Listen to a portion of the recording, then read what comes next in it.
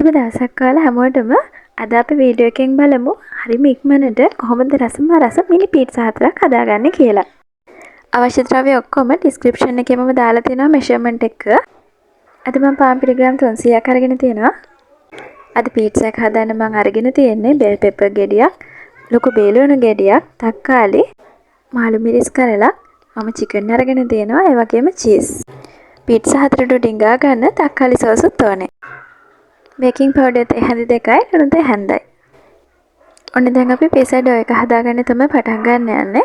ඉස්සෙල්ලම පාන් පිටි ග්‍රෑම් 300ට බේකින් පවුඩර් ඒ වගේම ලුණු ටික මේ විදිහට එකතු කරගන්න.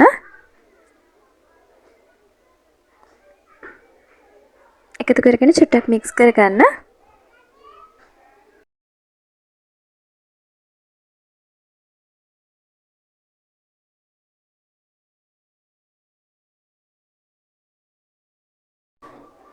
මෙතනදී වීඩියෝ එකේදී මට කියන්න බැරි වුණා ඉන්ග්‍රීඩියන්ට් ලිස්ට් එකට තෙල් මේස හැඳි 2ක් ඕනේ.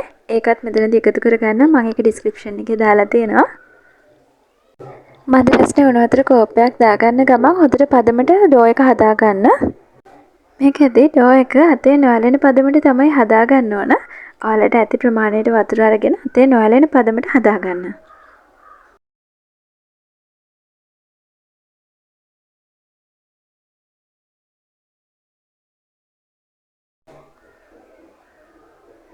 ඊට පස්සේ මේ ඩෝ එක මම සම්පූර්ණයෙන් බෝල 4කට කඩා ගන්නවා. සමාන ප්‍රමාණ වලින් 4කට.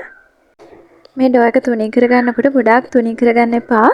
සාමාන්‍යයෙන් අඟල් භාගයක් වගේ මහත් වෙන්න තියාගන්න. ඊටත් වඩා තුනී කරන්න එපා.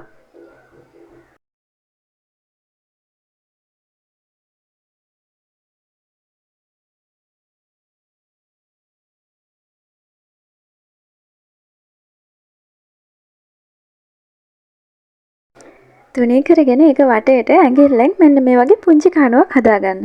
ඩෝ එක ඇතුළේ අමු නොවි හොඳට තැම්බෙන්න ඕන හින්දා ගෑරුප්පුවක් අරගෙන මෙන්න මේ විදිහට චූටි හීල් ටිකක් හදාගන්න. ඊට පස්සේ ඔයාලා ආස විදිහකට පීස් එක සැරස ගන්න තමා තියෙන්නේ. ඉස්සෙල්ලම යටින්ම ලේයර් එක තක්කාලි සෝස් ඇප්ලයි කරලා ඒකට උඩින් ඔයාලා ආස විදිහට මේක සැරස ගන්න. මේ තියෙන්නේ මම හදාගත්ත පීට්සා එක. ඔන්න ඒ විදිහට හදාගත්ත පීට්සා 4ම මෙන්න මෙතන මම ඔයාලට පෙන්නලා තියෙනවා. බලන්නකෝ. මේ වෙලාවේදී සෙල්සියස් අංශක 180ට විනාඩි 5ක් ප්‍රීහීට් කරගත්ත oven එකට අපි පීට්සා ටික දාගන්න තමයි දැන් තියෙන්නේ.